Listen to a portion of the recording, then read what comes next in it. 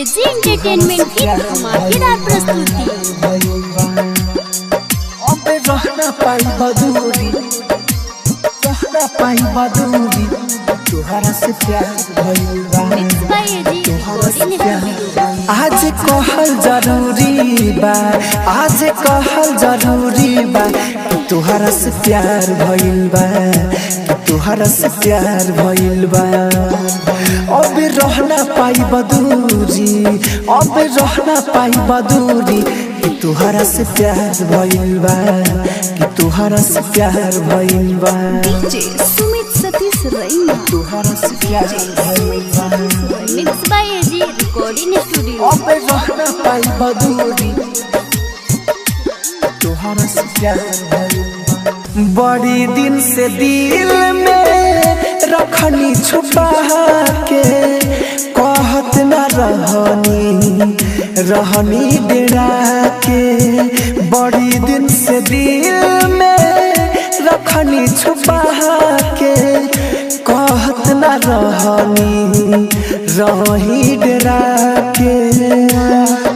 मिलल बारू आजू तो भाग्य से जान, यही से हम कर देनी बयान। ए सनम मन में खुशी बहुते बा, मन में खुशी बहुते बा, कि तुहरा से प्यार भइल बा, कि तुहरा से प्यार भइल बा। आज कहल जरूरी बा, आज कहल जरूरी बा, कि तुहरा से प्यार भइल बा, कि तुहरा से प्यार भइल बा। आप सुन रहे हैं एजी एंटरटेनमेंट की धमाकेदार प्रस्तुति।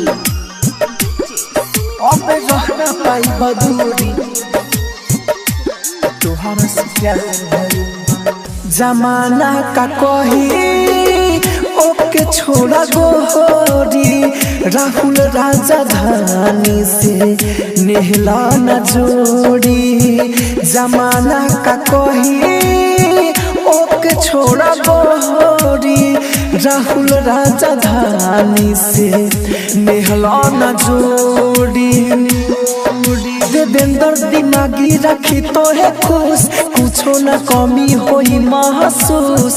ए रानी आओ निगले लचूड़ी हो, आओ निगले लचूड़ी हो, कि तुहरा से प्यार भइल बा, कि तुहरा से प्यार भइल बा।